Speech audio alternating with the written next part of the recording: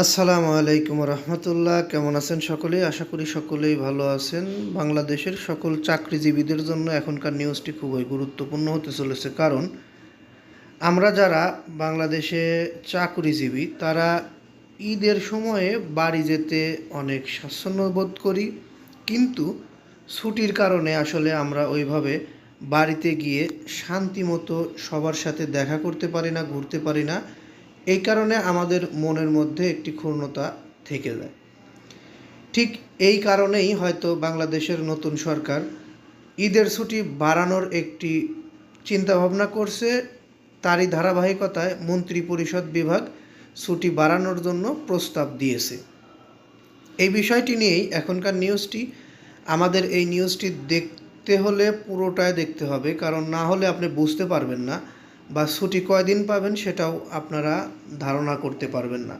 এই জন্য বলবো একটু ধৈর্য সহকারে পুরো নিউজটি দেখবেন। আর বিশেষ করে যারা নিউজটি দেখছেন তাদেরকে বলবো আমাদের এই নিউজটিতে একটি লাইক দিয়ে দিবেন, কারণ আপনাদের একটি লাইকের ফলে আমরা পরবর্তীতে এরকম ধরনের নিউজ তৈরি করতে আগ্রহী হই। আর এই নিউজ শোনার পরে যদি আপনার মনে হয় এরকম ধরনের নিউজ এবং আমাদের চ্যানেলটি ভালো লেগেছে, তাহলে চ্যানেলটি সাবস্ক্রাইব করে বেল বাটন অন করে রাখতে পারেন। পবিত্র ঈদ উল ফিতরের ছুটি বাড়তে পারে। ছুটি বাড়ানোর প্রস্তাব মন্ত্রিপরিষদ বিভাগে পাঠানো হয়েছে। বৃহস্পতিবার মন্ত্রিসভা বৈঠকে ঈদ উল ফিতরের ছুটির বিষয়ে সিদ্ধান্ত আসতে পারে বলে জানা গেছে। বাৎসরিক ছুটির ক্যালেন্ডার অনুযায়ী আগামী ঈদ উল ফিতরে 5 দিন ছুটি নির্ধারিত আছে। মূলত ঈদের সময় ঘরমুখো মানুষের যাত্রা নির্বিঘ্ন করতে ছুটি বাড়ানোর চিন্তা ভাবনা করছে সরকার।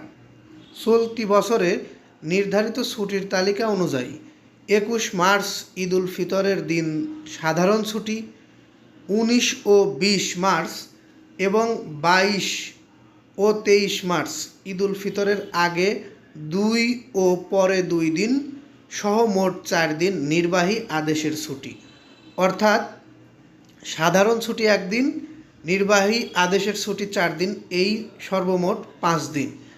সরকারিভাবে 19 মার্চ বৃহস্পতিবার থেকে 23 মার্চ সোমবার পর্যন্ত ছুটি থাকবে। এর আগে 17 মার্চ রয়েছে শবে কদরের ছুটি, আছে 18 মার্চ সাধারণ ছুটির ঘোষণা আসতে পারে, অর্থাৎ 17 মার্চ শবে কদরের ছুটি এবং 18 মার্চ সাধারণ ছুটি ঘোষণা হলে তাহলে ঈদের ছুটি হয়ে যায় 7 দিন। এই বিষয়টি নিয়েই একটি আবেদন করা হয়েছে। আবেদন যদি বা এই প্রস্তাব যদি বাস্তবায়িত হয় তাহলে 17 থেকে শুরু করে নিয়ে 23 পর্যন্ত ছুটি নির্ধারিত হবে, অর্থাৎ 7 দিন ছুটি পাচ্ছে এবার সরকারি ও বেসরকারি চাকরিজীবীরা। যারা নিউজটি এতক্ষণ কষ্ট করে দেখলেন তাদের কোনো মতামত থাকলে কমেন্ট বক্সে জানিয়ে যাবেন। আমরা এই নিউজটি আর দীর্ঘায়িত করতে চাচ্ছি না, এখান থেকে বিদায় নিচ্ছি। আসসালামু আলাইকুম।